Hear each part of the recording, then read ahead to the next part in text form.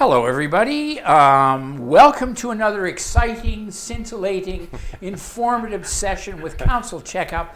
I'm your host, Don Walmsley, and with me is our Mayor, Blake McCutcheon. Welcome, Blake, and our Chief Administrative Officer for the town, Colleen Synchyshyn.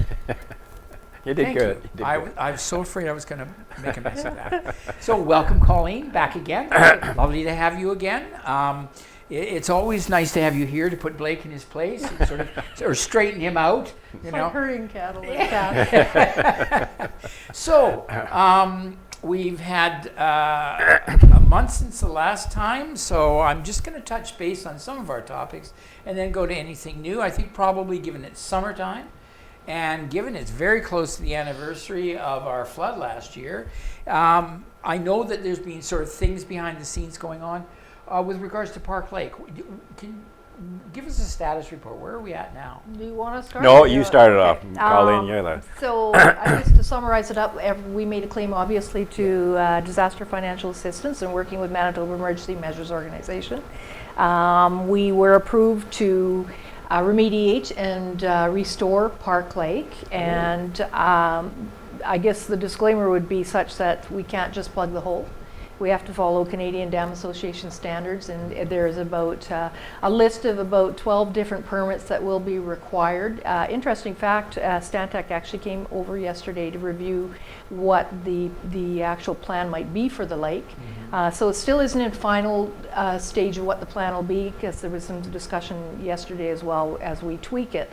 But there is no record in the province of Manitoba anywhere that speaks to the structure that existed there. So that makes it difficult. So wow, so that's when, interesting. Yeah, so when we have to go through this process and meeting all the standards now, it's kind of like a first application style of a basis, because there is nothing to go by. So we'll proceed that way. We're hoping this year that the progress that will be made will to get all the environmental approvals in place. We'll proceed as well to start to create the tender documents for the work that will be needed there. It will be done basically in two phases, with the first phase attempting to refill the hole that exists on the southeast corner of Park Lake there. Then we will proceed to create a better spillway system there. And I guess the interesting part is, based on the water that we experienced in July of last year, is 1/3 of the capacity of what would be required under the Canadian Dam Association for that structure out there. So we had a spillway roughly of 50 feet. We're going to be proceeding to a spillway of roughly 150 feet. So it's going to be quite significant. And not all water will go over the spillway. It's going to be structured as it'll decrease in levels, such that the spillway will remain redone, but at a similar width as it was. We'll take the bulk of the water, but then as the elevation would increase heading to the west, as more water enter Park Lake, we have the ability actually now to send it and structure it through the system a little better. So and that the would be kind spillway of is nice. where it comes, after it comes into the lake part, goes out. And Yes. you're talking about there has to be a mechanism of control for different volumes and that kind Yeah, so there is no mechanism now. The way we're designing it is going to be a concrete structure like it is just now. It's just going to be 3 times the size in length or in width, so that it can gradually increase over the period of span there. So it'll be nice, because if you go to a manual mechanism, somebody has to be there to pull the log out, and what we experienced last year, there was no time to pull a log out. That creates a lot of danger and a lot of carnage. As you know, basically what happened with the bank blowing out. So is the actual size of the lake going to be similar to the size it is now? Very similar, because we are bound by, under the DFA claim, that you can only replace what existed prior. So we are a little bit different in the idea that we cannot put it back to what we had before, because it has to meet standards now. So as much as this is actually a bonus for Neepawa to be able to put something back that actually meets standards, that's going to be way better than it ever was. We cannot increase the size of Park Lake or make changes that would fall outside of the DFA claim. And I'm not saying it's not possible, it is, but then the ticket has to be paid by the residents if they want to, say, do a little more dredging at whatever dollar value. That would be over and above and on top of. So that could be considered. But when you look at a project of that kind of a scope and dollar value, and where the money's coming from, you have to be very cautious.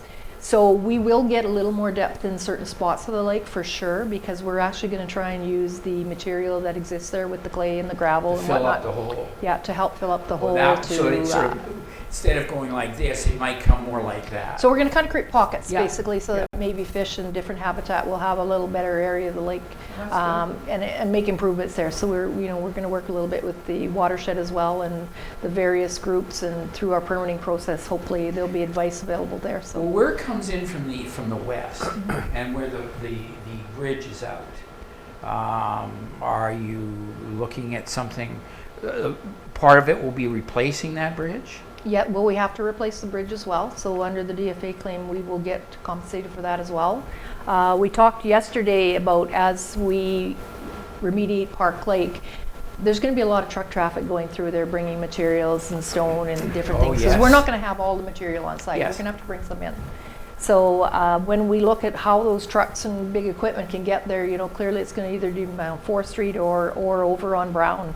And is that our opportunity to look at the winter and bring in the materials best we can and stockpile them? We have to handle them twice, obviously, but maybe that is a good thing, because the Park That's a Lake good Road thought, actually. is not a road that was built to the standards to take Yeah. heavy truck traffic for a duration of time. Well, as you said, it was like the old days, right? Oh, well, let's put a lake here.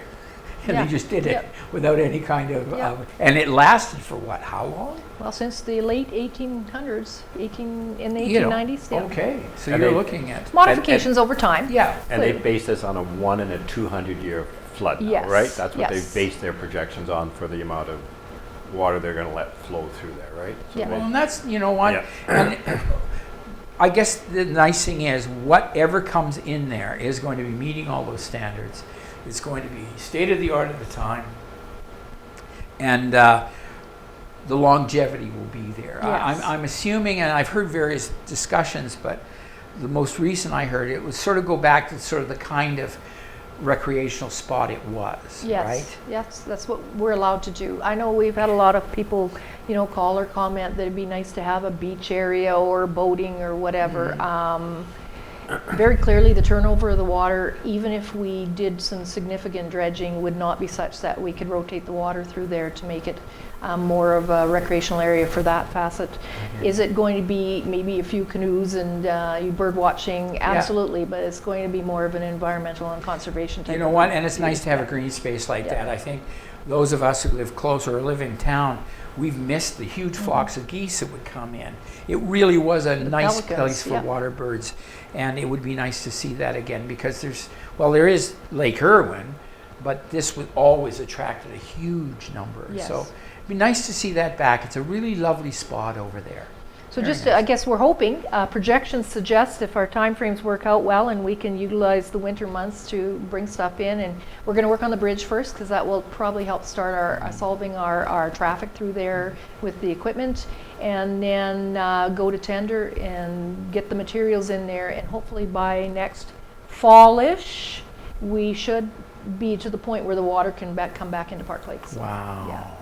Yeah, that's something the average person in this town is really interested in Park Lake, aren't they? Like you get the counselors and myself, you get a lot of people asking, right? Like what's Yeah. happening at Park Lake, right? It's amazing how much of it's just nice to have. Yeah. And you may not go there regularly. Some do regularly. Walk their dogs, take a bite there, go see the bird sanctuary. But at some point you're there, and when you're there, it's, wow, isn't this lovely? Yeah. There's a place to picnic, there's other kinds of things like that. So yes, you're right. It resonates well with the citizens here. And as All Colleen sorts. says, right, it's kind of, it's a good news, bad news story, the fact that we had the flood, but Yeah. the good news is, you're right, we're getting a state-of-the-art, brand new Park Lake with a That brand will new handle lake. this kind of Yeah. thing if it happens again. Yeah. Because given the extreme weather, I don't know if it's 1 in 100, 1 in 200 anymore. Might be 1 in 20. Well, and they don't know that either. They don't know that either, so you might as well,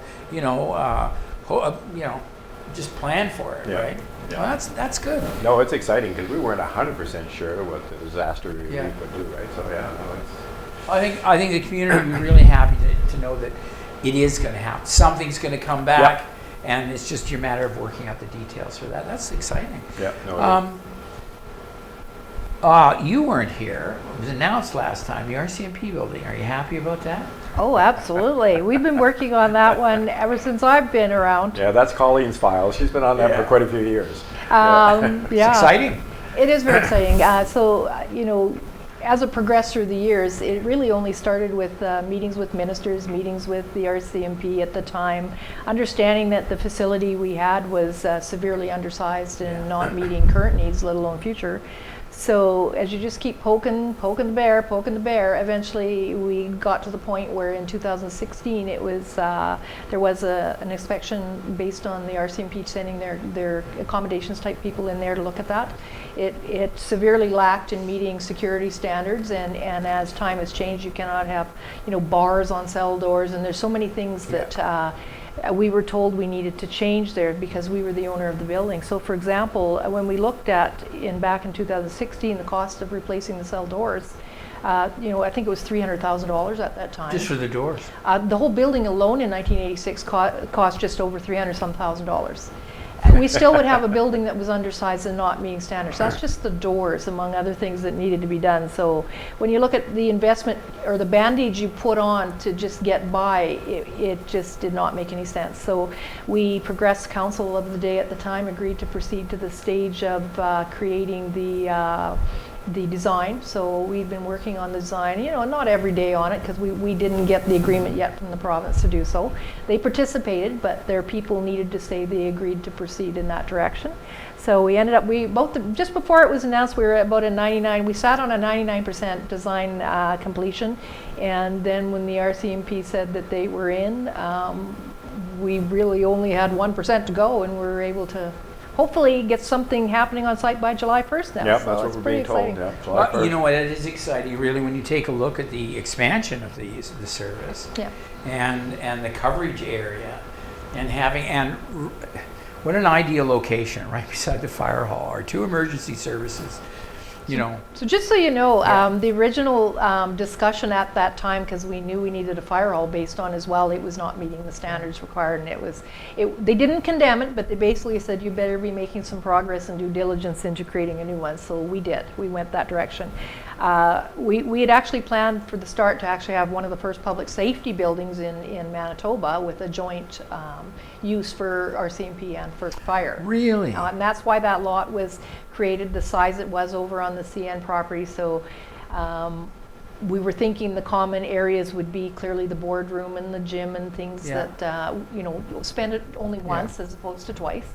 So as it is, though, the gym and the boardroom will still be used by the RCMP. They'll have access, so we don't have to build it into the RCMP side. You know, that's good thinking, really, because how, you know, it allows for joint meetings, but it also allows them to do their individual. And our emergency measures, we created it such that we can, you know, host it over there if need be. Right now we do that from the town office, but should an emergency occur that the town offices cannot be available.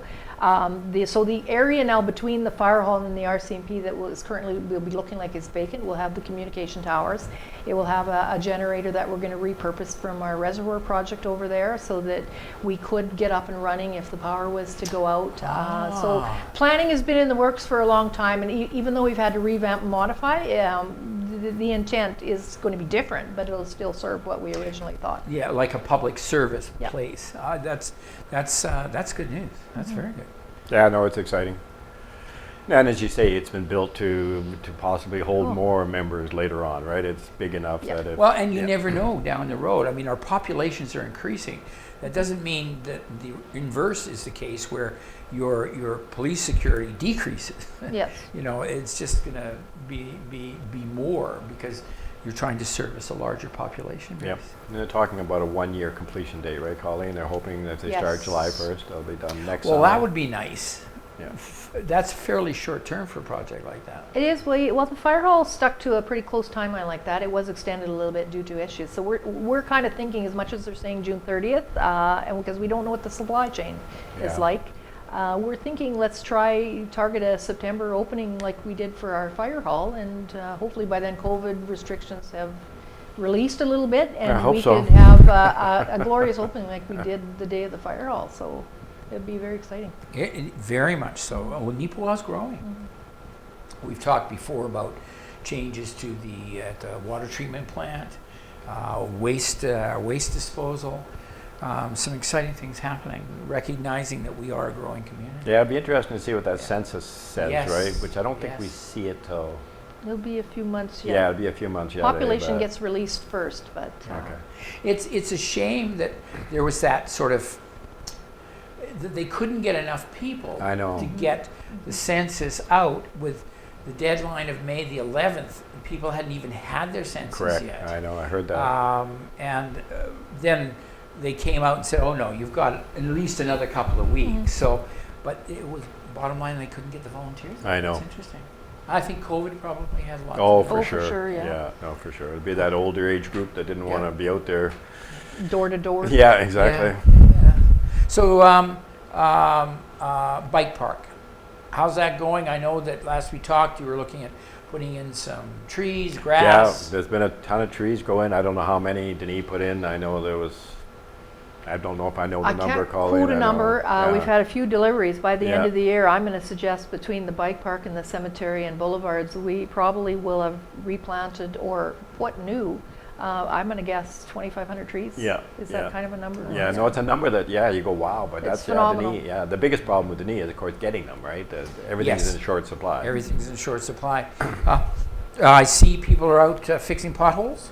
Yes, we are. You saw that? You see that Yeah. asphalt recyclers out there? It's so exciting. And So that goes over heats. yes. Put So- the thing, so, your yes, stuff in. So it's not a cold mix anymore. Now it's a hot. But it allows you to do smaller sections, Yep. right? Yep. And as you saw, that a lot of it's being done on Brown Avenue right now, right, Mm-hmm. from the water treatment plant up to the school, and that's where we're going to do that micro sealing, right? Okay. So that's going to occur in the next